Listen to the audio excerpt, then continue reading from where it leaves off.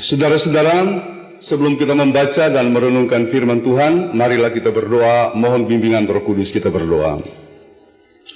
Ya Allah Bapa di surga, kami bersyukur kepadamu ketika kami boleh melaksanakan ibadah pada minggu pertama di bulan Februari ini, tanggal 7 Februari 2021. Kami memuji Engkau yang tiada pernah berhenti menyertai kami, memberkati, bahkan menolong kami. Tuhan, dalam persekutuan ibadah virtual ini, kami hendak membaca dan merenungkan firman.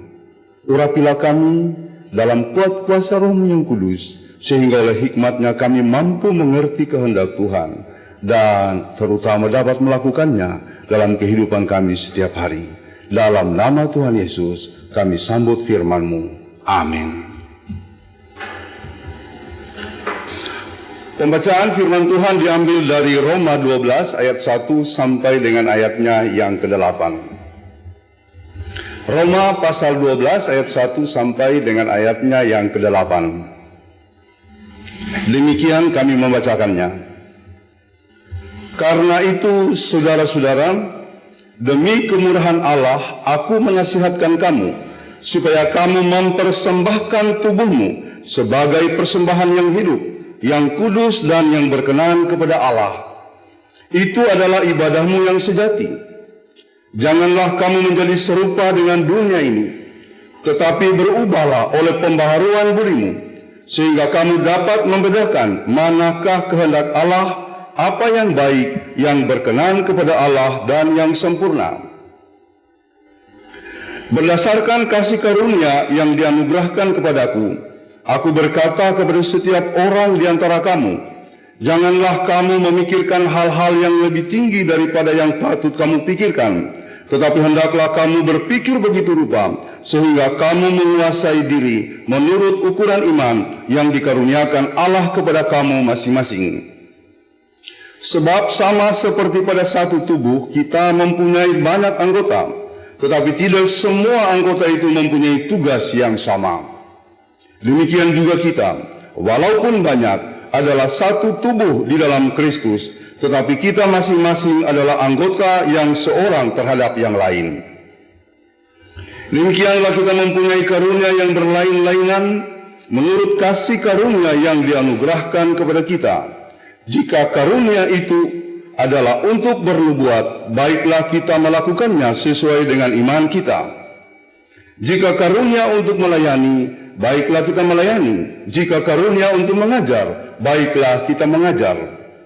Jika karunia untuk menasihati, baiklah kita menasihati. Siapa yang membagi-bagikan sesuatu, hendaklah ia melakukannya dengan hati yang ikhlas. Siapa yang memberi pimpinan, hendaklah ia melakukannya dengan rajin. Siapa yang menunjukkan kemurahan, hendaklah ia melakukannya dengan sukacita. Ayat Nas Roma 12 ayat 4 dan 5 saya bacakan kembali. Sebab sama seperti pada satu tubuh, kita mempunyai banyak anggota, tetapi tidak semua anggota itu mempunyai tugas yang sama. Demikian juga kita, walaupun banyak, adalah satu tubuh di dalam Kristus, tetapi kita masing-masing adalah anggota yang seorang terhadap yang lain. Demikianlah firman Tuhan. Yang berbahagia adalah mereka yang mendengarkan firman Tuhan dan melakukannya. Haleluya.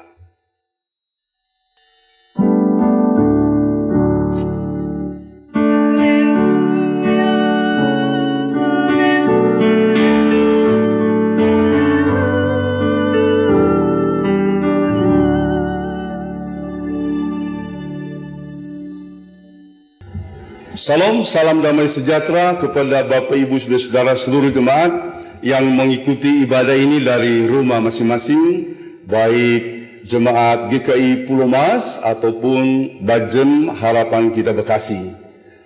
Saudara-saudara, pada hari ini ketika kita beribadah minggu, maka sekaligus juga kita merayakan ulang tahun ke-71 Yakum. Yakum, Yayasan Kristen untuk Kesehatan Umum. Jadi kita bersyukur GKI Sinode Wilayah Jateng dan juga GKJ didukung oleh Gereja Kristen Sumatera bagian selatan, lalu kemudian memiliki lembaga ini. Suatu lembaga yang menurut saya sangat-sangat istimewa, yang kemudian menjadi bagian dari pelayanan kita. Nah, kalau saya membaca kilasan sejarahnya, maka Yayasan Kristen untuk Kesehatan Umum ini harus ditilik dari kedatangan seorang dokter yang teolog, atau sekaligus juga kalau dibalik teolog yang dokter, yaitu Bapak Saurer dari tenaga misi yang datang ke Purworejo, lalu kemudian ke Surakarta, dan akhirnya ke Yogyakarta. Dan apa yang dilakukan, saudara-saudara, dia dibantu oleh tenaga lokal, yaitu Pak Yoram dan kemudian Pak Sambio, melaksanakan sebuah pelayanan yang holistik. Jadi bukan hanya pelayanan dari mimbar atau pelayanan yang bersifat pelayanan seperti ini, tetapi juga mereka melaksanakan suatu pelayanan yang holistik di mana pendidikan, terutama waktu itu mulai dengan kesehatan, mereka laksanakan, mereka bangun. Dan itu menurut saya suatu langkah pelayanan yang istimewa. Nanti sebentar saya akan memberikan penekanan soal itu. Dan kemudian dokter yang teolog ini lalu digantikan oleh seorang tenaga lain yang juga berasal dari barat, yaitu Pak Price. Nah, Price masih dalam kerangka pelayanan yang holistik tadi, healing ministry. Jadi bukan hanya pelayanan mimbar, tetapi juga pelayanan yang kemudian merambah ke bidang kesehatan dan nanti akan berkembang ke bidang-bidang yang lain, pendidikan, bahkan seperti yang dinarasikan dalam liturgi tadi juga menyangkut akademi. Di sana kemudian kiprah daripada Yakum dipertajam atau kemudian diperluas. Itu menarik menurut saya. Jadi kehadiran tokoh yang saya sebutkan, terutama yang pertama tadi itu tahun 1893. Nah, dalam proses waktu yang terus berjalan, tenaga-tenaga sendiri ini kemudian melimpahkan seluruh tanggung jawab yang mereka sudah kerjakan ke satu wadah yang ada pada waktu itu, yaitu Yayasan Rumah Sakit Kristen, LSK. Nah, jadi itu diserahkan pada tanggal 1 Juli 1950. Nah, Yayasan Rumah Sakit Kristen ini sebenarnya sudah berdiri pada tahun yang sama, tapi di bulan Februari, yaitu 1 Februari yang kemudian menjadi tanggal untuk merayakan dan kemudian memperingati berdirinya Yakum, yang hari ini kita laksanakan dalam ibadah di seluruh gereja-gereja, terutama gereja pendiri dan gereja pendukung. Jadi demikianlah sekilas sejarahnya. Lalu kemudian dalam rangka HUT ini, HUT Yakum, ada beberapa harapan yang kemudian digariskan untuk menjadi harapan bersama yang mau diwujudkan dalam kegiatan-kegiatan pelayanan yang berikut.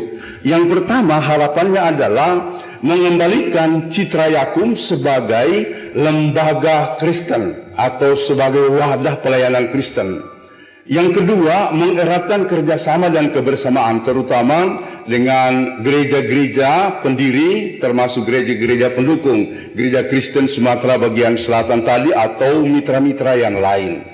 Lalu harapan yang ketiga adalah untuk meningkatkan etos kerja, yang saya kira juga sangat perlu ya, bagi setiap wadah, apalagi kalau itu dikaitkan dengan pelayanan. Kita ingat Max Weber pernah menerbitkan suatu pandangan atau pernah melahirkan sebuah pandangan yang gaungnya sampai hari ini sangat kuat, yaitu etos kerja Kristen yang diteliti bukan saja oleh orang Kristen tapi juga peneliti-peneliti dari agama yang lain untuk mencoba mencari kekuatan daripada etos kerja Kristen, dan itu menjadi sangat penting sampai hari ini. Sedikit saya gambarkan atau saya tekankan, etos kerja Kristen daripada Max Weber adalah bagi kita bekerja itu adalah ibadah. Jadi saudara-saudara, saya pernah membaca sebuah jurnal, ada artikel yang ditulis oleh Profesor Treisman. Dia kemudian membuat klasifikasi mengenai negara-negara yang dia teliti indeks korupsinya. Dia mengatakan negara-negara yang berpenduduk mayoritas Protestan itu level korupsinya sangat kecil, sangat rendah. Setelah diteliti rupanya itu pengaruh dari teologi Max Weber dengan etos kerja Kristennya, bahwa bagi kita bekerja itu adalah ibadah, sehingga orang Kristen terutama di kalangan Protestan, di mana dia kemudian berkiprah, bekerja baginya adalah ibadah. Namun sayang belakangan itu menurun, dan saya kira dengan penekanan etos kerja yang diharapkan berlaku di gereja-gereja pendiri dan sekaligus pendukung Yakum, maka kita akan tiba pada kualitas itu lagi. Saya berharap seperti itu. Nah, oleh karena itu saudara-saudara, ada beberapa hal yang kemudian hendak direalisasikan oleh Yakum, yaitu pengembangan-pengembangan yang lebih luas. Ini menurut saya sangat istimewa. Jadi ada semacam refleksi ketika saya membaca uraian sejarah secara singkat dari Yakum itu, belakangan gereja-gereja kehilangan aspek pelayanan yang holistik itu. Kita kadang-kadang memikirkan pelayanan hanya dari segi ritualismenya, hubungan ke atas yang horizontal, sementara hubungan horizontal diabaikan. Kalau kita belajar dari semua tenaga misionaris yang datang, baik di gereja GKI maupun di gereja Kristen Jawa atau di gereja-gereja lain di pulau-pulau lain, rata-rata mereka bukan bicara soal pelayanan, mereka bicara soal kesehatan, mereka bicara soal pendidikan, mereka bicara soal-soal yang lain dalam rangka pengembangan atau pemberdayaan masyarakat, termasuk jemaat-jemaat yang dilayani oleh mereka.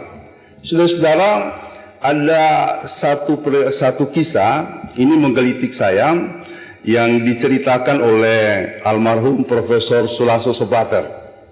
Jadi beliau dulu semasa menjabat sebagai ketua PGI, Persekutuan Gereja-Gereja di Indonesia, pernah diajak berdiskusi, ya kemudian masuk kepada perdebatan oleh suatu kelompok gereja dari aliran tertentu, dan orang itu mengatakan begini, Pak Pendeta, mengapa pendeta-pendeta atau gereja-gereja Protestan tidak melakukan penyembuhan-penyembuhan ilahi?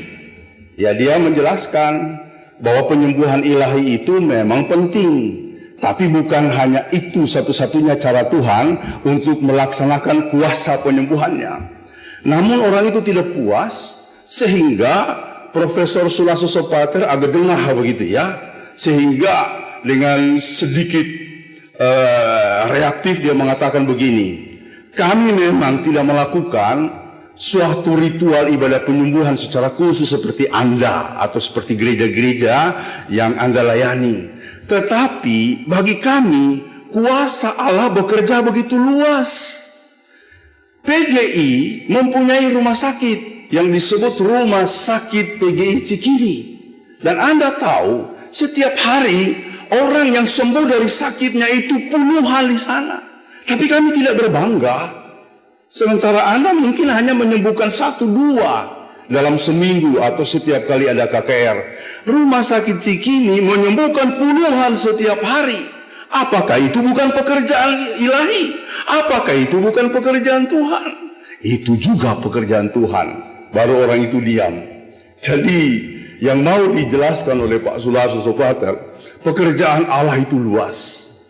Jadi kalau ada yang menekan-nekankan soal kesembuhan ilahi, tidak usah terlalu terganggu. Tuhan juga bekerja melalui para dokter, yang kadangkala oleh kelompok-kelompok tersebut kemudian diabaikan atau kemudian disepelekan. Ngapain ke dokter? Kita berdoa saja cukup. Saya kira itu keliru. Dokter Tuhan berikan, kesembuhan atau kuasa kesembuhan ilahi Tuhan berikan.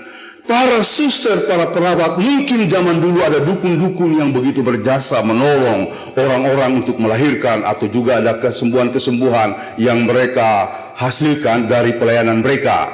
Tentu dengan catatan dukun-dukun yang melakukan itu dalam kepentingan yang positif. Karena ada juga dukun-dukun yang negatif, terutama yang menggunakan ilmu hitam. Itu juga bagian dari pekerjaan Allah. Menurut saya, Allah itu bekerja luas. Jadi saudara-saudara, ini hendak kita jadikan renungan bahwa pada periode-periode kedatangan para misionaris termasuk Seward dan Preuss tadi, mereka memang tidak hanya berpikir tentang gereja yang hanya hidup dengan ritualisme, melainkan ada pengembangan di bidang pelayanan kesehatan, tadi juga ada pengembangan di bidang kemanusiaan, dan bahkan juga ada pengembangan di bidang akademik seperti yang dimiliki oleh Yakum.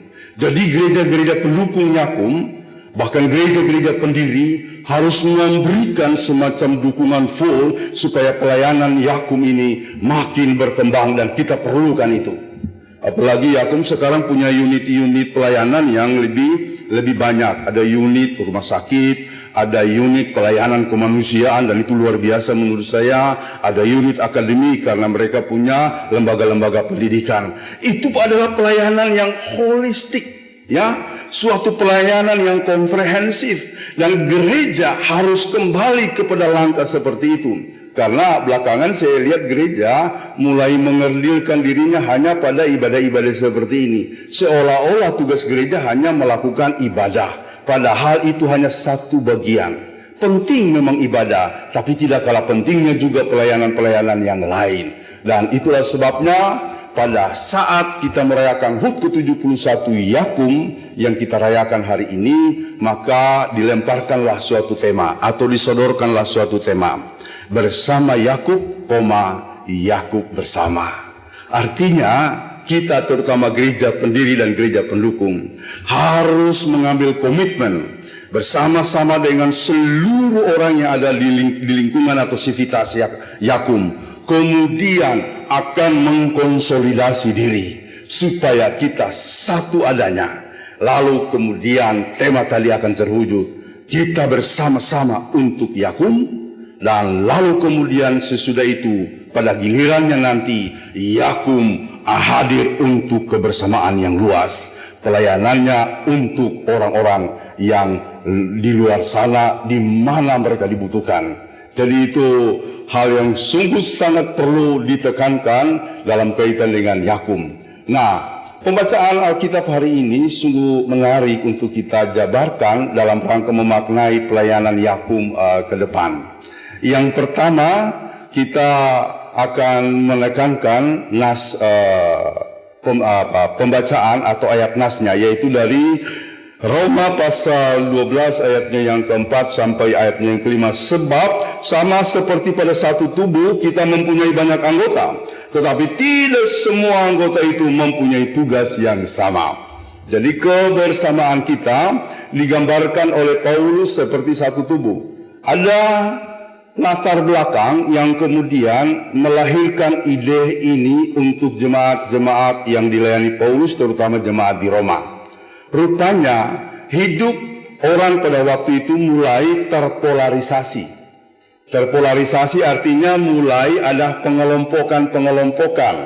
Ya, entah karena kepentingan politik, kepentingan hukum, dan rupanya itu masuk di dalam gereja. Sehingga ini akan membahayakan kesatuan gereja. Mulai ada klasifikasi, mulai ada kelas para pelayan, ada kelas yang di bawahnya, ada mungkin yang kelas rendah, seperti yang terjadi di beberapa kalangan dengan budaya tertentu. Ada pengelompokan, ada kelas-kelas.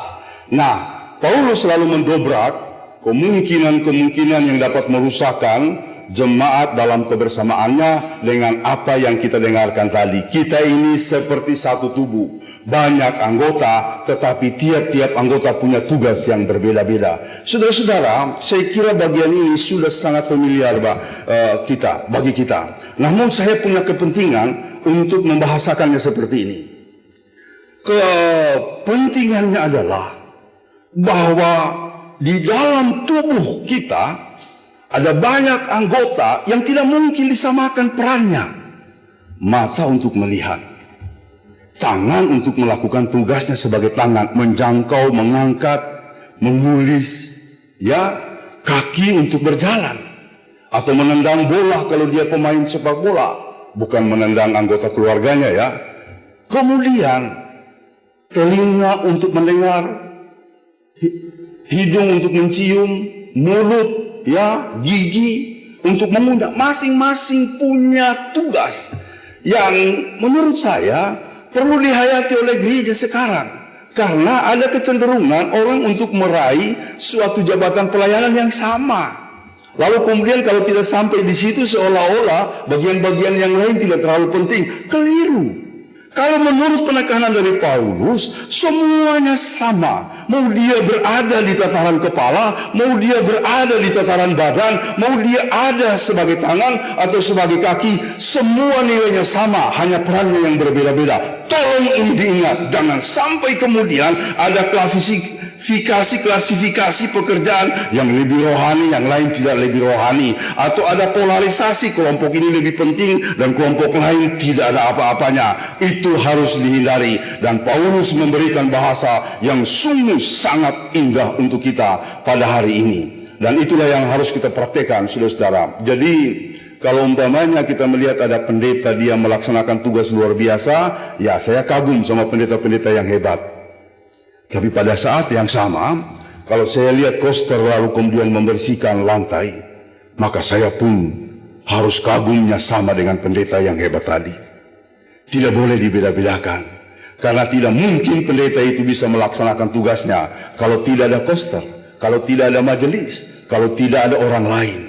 Jadi ingat baik-baik, semua kita ini adalah satu kesatuan. Lalu kemudian kita memerankan tugas masing-masing. Karenanya sekarang apapun yang kita lakukan, mari kita lakukan dalam sebuah penghargaan yang tinggi. Ini pekerjaan yang istimewa dari Tuhan. Jadi tidak ada lagi pengabaian-pengabaian karena merasa pekerjaan itu tidak terlalu penting. Saudara-saudara, dengan begitu maka kemudian Paulus merujuk kepada gereja. Seperti itulah kita sebagai tubuh Kristus. Kita berbeda-beda tetapi satu adanya. Saudara-saudara, dengan ajakan ini maka Yakub sedang memproyeksikan dirinya untuk pengembangan pelayanannya yang lebih terbuka. Dan tentu bukan cuma Yakub, semua kita jemaat gereja, mari kita berada dalam sebuah kesadaran seperti ini.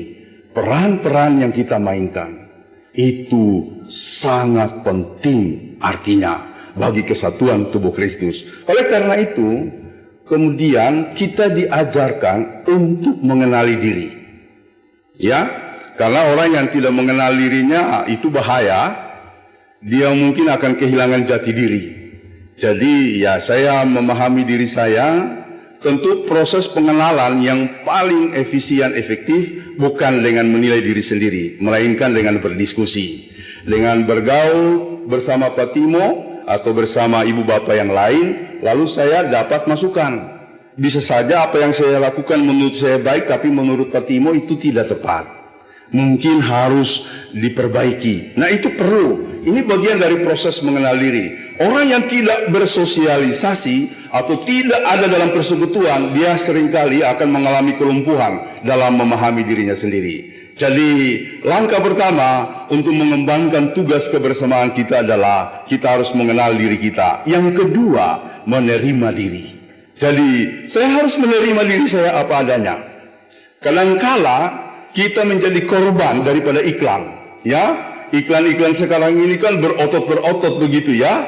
Orang bilang six pack ya, sementara saya one pack ya. Lalu saya menjadi minder gitu, tidak percaya diri. Jangan seperti itu. Kita harus menghargai diri kita sebagai istimewa yang diciptakan oleh Tuhan.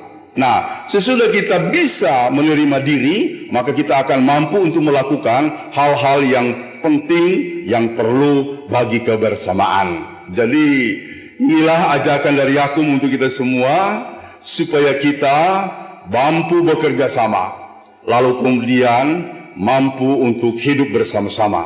Saya akan menceritakan satu ilustrasi yang menurut saya bagus. Sekali waktu seorang guru masuk kelas dan secara mendadak dia memberikan ulangan. Nah, ulangan dikerjakan oleh mereka masing-masing.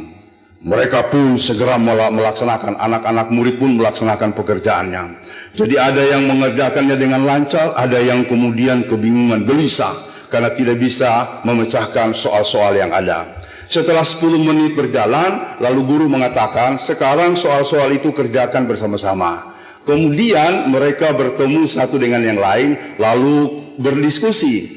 Nah, yang tadi yang tidak mempunyai kemampuan mengerjakan soal sekarang bisa mengerjakannya. Karena apa? Ada interaksi, yang lain membantu dia. Saudara-saudara, untuk tahap yang pertama itu namanya kita kerja sama-sama. Tapi itu bukan bekerja sama. Kerja sama-sama artinya kita berada dalam waktu yang sama, bekerja tapi masing-masing. Tidak ada interaksi. Sehingga yang lain yang mampu bisa berhasil, yang lain yang mungkin tidak mampu, dia kewalahan, dia gelisah seterusnya. Yang kedua, itu baru bekerja sama. Ketika mereka mulai bertemu satu dengan yang lain, ada diskusi, ada interaksi, lalu memecahkan soal-soal dengan baik, mereka berhasil bersama-sama. Itu kerjasama. Seringkali gereja bukan pada bekerja samanya, melainkan kerja sama-sama. Kita ada sama-sama, tapi kita tidak menjadi suatu kelompok yang disatukan oleh kerjasama. Kita harus menjadi kelompok yang kerjasama. Kerjasama bukan berarti semua peran harus sama. Sama seperti ajaran Paulus, kita satu tubuh, tapi masing-masing punya tugas yang berbeda-beda. Kita doakan Yakub di usianya yang ke-71 makin maju, dan terutama kita semuanya dalam pengembangan pelayanan, mari kita tetap bekerja sama. Jangan alasan COVID lalu kemudian kita abaikan tugas kita ya, jangan. Karena saya lihat banyak gereja merosot sebenarnya bukan karena COVID-nya, karena mereka abai. Lalu kemudian tidak lagi melakukan pekerjaannya dengan alasan begini, aduh saya tidak bisa ke gereja, saya tidak bisa lagi melakukan ini itu. Masih bisa bekerja. Kita dimungkinkan dengan banyak hal seperti yang hari ini kita lakukan. Live streaming ini kalau umpamanya tidak ada alat teknologi kita tidak bisa. Jadi ada memang kendala terkait dengan COVID, tapi ada peluang, yaitu kita bisa mewujudkan pelayanan kita secara baru. Dan itu bisa kita lakukan karena ada orang-orang yang menjadi operator, ada orang-orang yang kemudian datang untuk melakukan semua tanggung jawabnya dengan baik. Bersama pendeta, bersama majelis, bersama Mas Tio, kita bekerja bersama-sama. Semoga hal ini akan bisa kita pacarkan dalam kehidupan selanjutnya. Tuhan memberkati Yakum, gereja-gereja pendiri, yaitu GKI Sinode Wilayah Jateng, Gereja Kristen Jawa, dan gereja pendukung Gereja Kristen Sumatera bagian selatan. Tuhan memberkati Bapak Ibu Saudara-saudara dimanapun berada. Amin.